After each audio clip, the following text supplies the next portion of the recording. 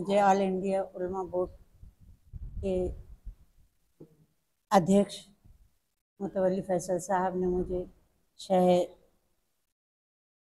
शहर की जो है तो महिला अध्यक्ष पद की नियुक्ति दिए हैं।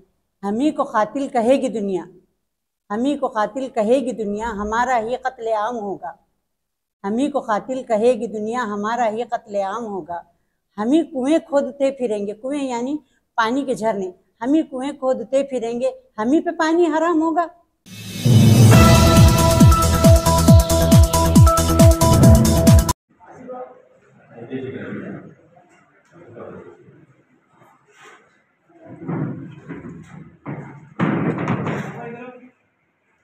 सूबेदारी गेस्ट हाउस में एक छोटा सा एक प्रोग्राम रखा गया है। इस कार्यक्रम के अध्यक्ष पद पर हमारे अजीज दोस्त और पूरे पॉलिटिशियन के जानी मानी हस्ती माननीय राज राजापुरकर साहब का इस कार्यक्रम के ऊपर आने के लिए मैं तहे दिल से उनको शुक्रिया अदा करता हूँ। मकसद ये है कि राजपुरकर साहब को बुलाने का एक ही है, ये शरद पवार गढ़ पार्टी से रिलेटेड है और महाराष्ट्र प्रदेश अध्यक्ष पद पर ओबीसी सेल के अध्यक्ष है। और राजा राजपुरकर सर को मैंने बहुत सालों से देखा है, जब से ये राजकारण में है तभी इन्होंने खास विजन किसी के साथ नहीं किया है और सभी धर्मों को साथ में लेके, सभी समाज के लोगों को साथ में लेके ये आज तक चल रहे हैं। कुछ दिन पहले हमारी इनसे मुलाकात हुई और इनसे हमारी फ़ोन पे बात हुई। सर, कोल्हापुर शहर के अंदर जो गाज़ापुर है उसके अंदर कुछ समाज कंटकों ने वहाँ पे अफरा तफरी मचा दी थी, जिसके चलते हमने राजा राजपुरकर सर के मार्फत शरद पवार साहब को एक निवेदन भी दिया था कि राजा राजपुरकर सर, हमारा ये निवेदन है कि यहाँ पे ऐसे समाज कंटकों ने हरकत की है, इनको उचित कार्रवाई करो बोल के। तो हमारे इस निवेदन के ऊपर राजा राजपुरकर सर ने विशालगढ़ जाकर पूरी तफ्तीश लेकर उस वहाँ पर अल्पसंख्यकों पे जो भी अन्याय हुआ और पूरी ताकत लगाकर उन्होंने वहाँ जाकर पूरी कार्रवाई के लिए पुलिस प्रशासन जो सोए हुए थे उनको जागे करके उन पर कार्रवाई करके आए। इसके चलते इनके इस काम के वजह से आज इनको उलमा बोर्ड के कार्यक्रम का अध्यक्ष बनाया गया है। अब मैं हमारे महाराष्ट्र के महासचिव शेख आसिफ साहब को कहूँगा, राजा राजपुरकर साहब का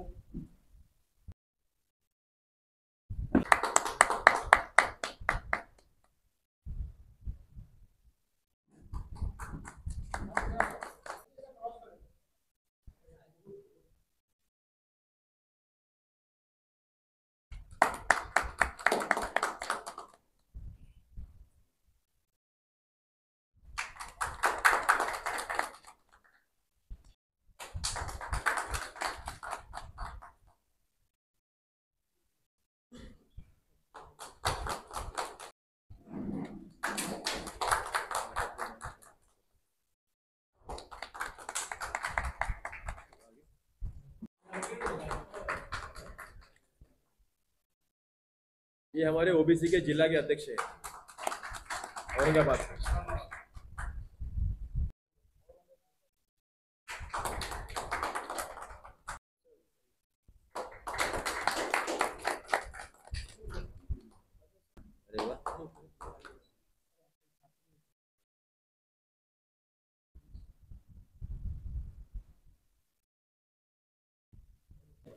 आज ऑल इंडिया उलमा बोर्डच्या या बुतवल्ली विंगमध्ये आज या पत्रकार परिषदेसाठी आमंत्रित केलं। खरं तर माझे सहकारी फैजल भाई आणि आमचे संबंध गेल्या काही एक महिन्यापासूनचे वर्षापासूनचे आहेत। ज्या वेळेला अशा प्रकारचे सामाजिक कार्यक्रम असतात, ज्या वेळेला या ठिकाणी औरंगाबाद असेल किंवा इथून कुठेही असेल, ज्या वेळेला कार्यक्रम असतात त्या वेळेला त्या कार्यक्रमाला मी आवर्जून उपस्थित राहतो, वेळ काढून येतो। आजही औरंगाबादमध्ये माझ्या ओबीसी सेलचा महाराष्ट्रातल्या मराठवाडा विभागाचा मेळावा होता, आढावा बैठक होती त्या करून अशा वेळेला त्यांनी मला एक कार्यक्रम सांगितला होता की या ठिकाणी आमच्याकडे कार्यक्रम आहे, आपण यायला पाहिजे. खरं पाहिलं तर या देशामधला मुस्लिम हा तितकाच या देशाचा आहे जेवढा या देशामधला हिंदू एकत्र आहे. हिंदू असेल, मुसलमान असेल, हे दोन्ही जर तुम्ही मानवतावादीच्या एका अँगलने जर पाहिलं तर ही सगळी माणसं आहेत आणि माणसाला माणसाप्रमाणे ठेवणं, माणसाप्रमाणे वागवणं ही आपली संस्कृती आहे. कुठेतरी गेल्या काही दिवसापासून काही अशा घटना घडत आहेत ज्या माणुसकीला काळीमा बसणाऱ्या घटना आहेत. आताच काही दिवसापूर्वी घटना घडली त्याच्यामध्ये विशालगडावरती गजापूर नावाच्या एका गावामध्ये काही लोकांनी, काही समाजकंटकांनी त्या ठिकाणी अशा प्रकारचं कृत्य केलं जे निषेधार्थ आहे. मला हे कळलं, मी फैजलबाईंनी मला फोन केला होता, आसिफ खलिफे माझे सहकार्याने मला फोन केला होता, अनेक लोकांनी सांगितलं. मी आणि राज्याचे माजी मंत्री आदरणीय जितेंद्र आव्हाड साहेबांनी भूमिका घेतली आणि ठरवलं की आपण तिथे गेलं पाहिजे, आपण त्या लोकांना भेटलं पाहिजे. या माध्यमातून मी स्वतः त्या ठिकाणी विशालगडावरती गेलो होतो, गजापूर गावाकडे गेलो. 144 सेक्शन होतं, कलम लागलं होतं. 124 कलममध्ये जर त्या ठिकाणी मी जर गेलो तर माझ्यावरती त्या ठिकाणी दंडात्मक कारवाई होऊ शकते, मला त्या ठिकाणी जेलमध्ये टाकलं जाऊ शकतं. पण असं असताना देखील माझी काही माणसं त्या गजापूर गावामध्ये आहेत, त्या माणसावरती अत्याचार झालेले आहेत, अन्याय झालेले आहेत आणि त्या लोकांना माझ्या या देशाकडनं, माझ्या समाजाकडनं, माझ्या पक्षाकडनं अपेक्षा आहे, त्या महाराष्ट्राकडनं अपेक्षा आहे की त्यांना सुरक्षितता मिळावी करून.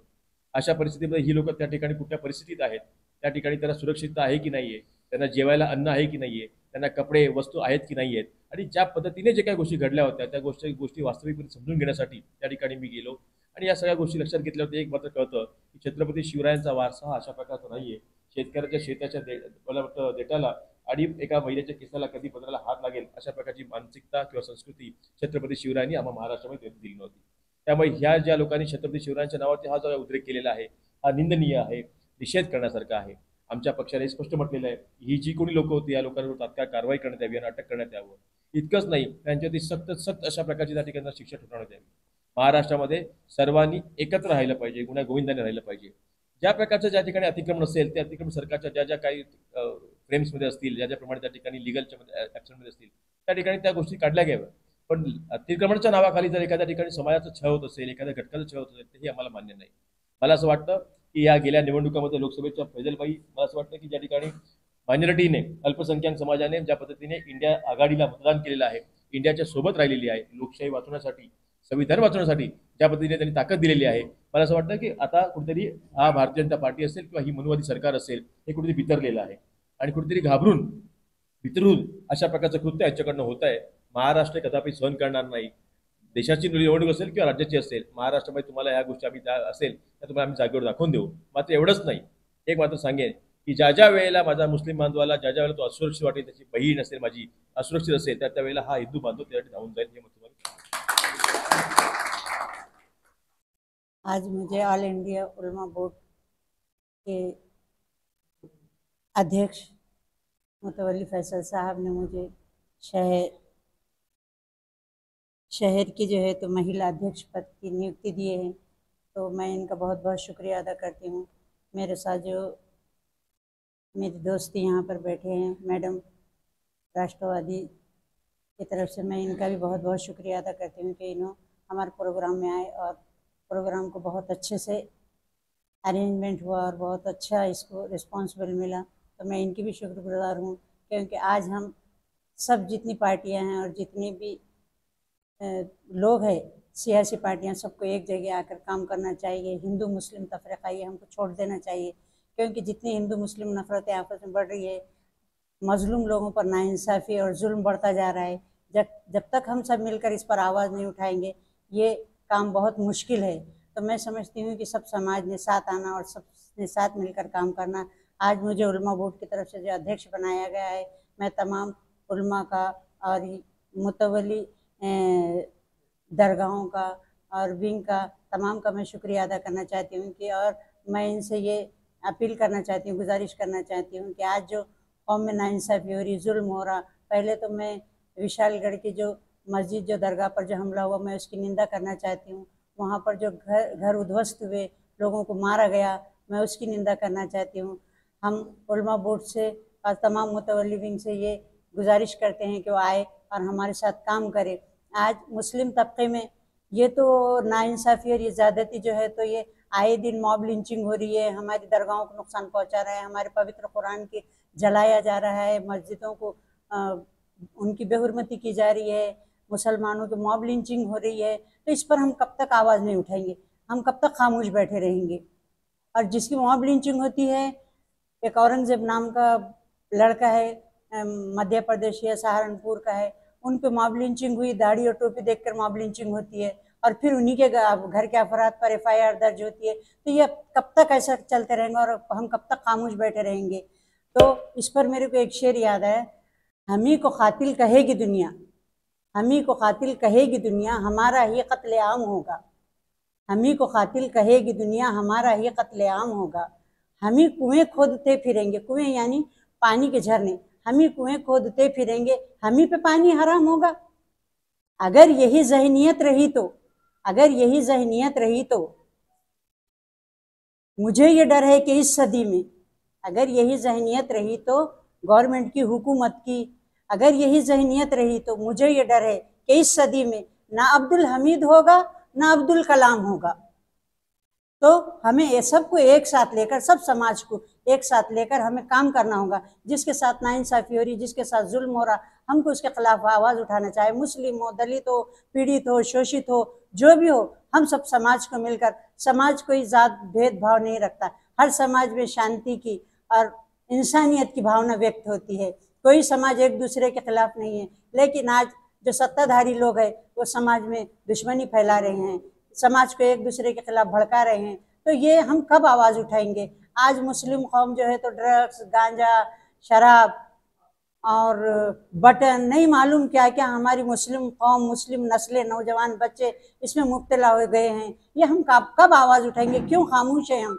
हमारा औरंगाबाद से एक खासदार माननीय इज्जत माब डॉक्टर रफ़ीक ज़करिया साहब आए थे, तो उन्होंने कॉलेज की इब्तिदा रखी, फिर उसके बाद जैकवाड़ी डैम की इब्तिदा रखी, फिर सिड़को लाए। आजकल जो है तो हम आमदार खासदार सिर्फ चुनकर देते हैं, जो कौम की आवाज़ नहीं उठाता। कौम में क्या खराबियाँ हो गई, ये समाज में क्या खराबियाँ हो गई, इसके खिलाफ कोई बोलता ही नहीं, सिर्फ भड़काऊ भाषण कर देते हैं। और हमारे कौम को भी ये आदत हो गई, समाज को भी ये आदत हो गई कि जैसे पेट भरने के लिए 2 रोटी लगती है, वैसे जब तक भड़काऊ भाषण नहीं सुन लेंगे, जब तक उनके दिलों को करार नहीं आता, उनके कानों को, उनके दिल को, उनकी वो पिकअप नहीं होती है, उनको अच्छा नहीं लगता है भड़काऊ भाषण, जब तक नहीं सुन लेंगे उनको इत्मीनान बख्श कोई फैसला नहीं ले सकते वो। तो ये भड़काऊ भाषण कब तक चलते रहेंगे?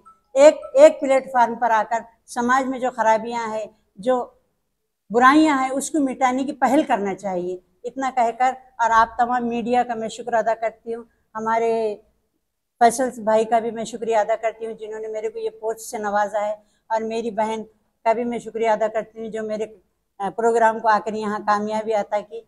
आप तमाम मीडिया का भी तहे दिल से शुक्रिया अदा करती हूँ। नहीं, मैं बिल्कुल लड़ूंगी, और समाज में जो बुराइयां हैं और जो अत्याचार हो रहा, जो नाइंसाफ़ी हो रही, मैं उसके खिलाफ पहल करूंगी और बराबर एमएलए का इलेक्शन लड़ूंगी। और मैं चाहती हूँ कि तमाम मुस्लिम कौम मेरा साथ दे, समाज मेरा साथ दे, आज के नौजवान तबका मेरा साथ दे, क्योंकि मैंने ये पहल करी है सबसे पहले।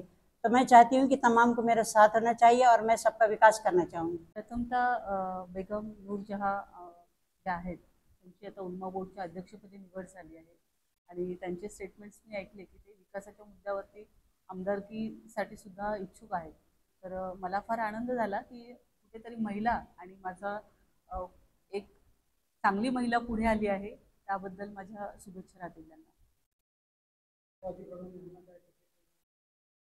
नाही, त्या गोष्टी तर अजून काही मी डिक्लेअर नाही सांगू शकत।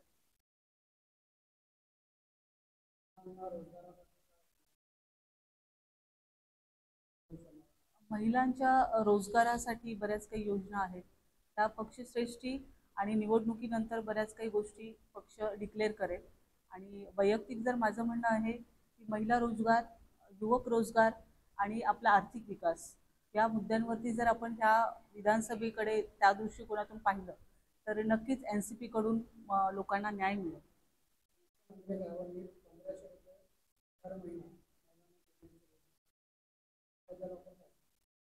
मला असं वाटतं 1500 रुपये दर महिन्याला देण्यापेक्षा जर त्यांनी महागाई, आर्थिक सुबत्ता किंवा रोजगार, आरोग्याच्या सुविधा आणि जे आता महाराष्ट्राचं गचाळ राजकारण चाललं आहे, त्यांच्या महाराष्ट्रामध्ये आज आपल्या छत्रपती शिवाजी महाराजांच्या महाराष्ट्रामध्ये आज आदरणीय शरद पवारांच्या सेक्युलरिझम विचार तत्वाला काळीमा फासणाऱ्या घटना घडत आहेत। धर्माचे युद्ध जातीयवाद आणि कुठेतरी देश हा आर्थिक विकासाकडे नेण्यापेक्षा देशाच्या जनतेला कुठेतरी धर्म जात या गोष्टींमध्ये अडकून कुठेतरी भ्रमित करण्याचा प्रयत्न हा सत्ताधारी पक्षाचा चाललेला आहे. तर त्या गोष्टीचा मी जाहीररित्या निषेध करते आणि 1500 रुपये महिना देण्यापेक्षा माझी महिला जर सक्षम झाली, तिच्या पायावर जर ती उभा राहिली, तर नक्कीच माझी महिला ताठ महिन्याने जगू शकेल, कुटुंब सांभाळू शकेल आणि 50% आरक्षणाचा जर विषय आहे तर देशही चांगला सांभाळू शकेल. माझं नाव विद्या गाडेकर. मी शरदचंद्रजी पवार गटाकडून NCP इंडियाकडून मी प्रदेश सचिव आहे महाराष्ट्राची.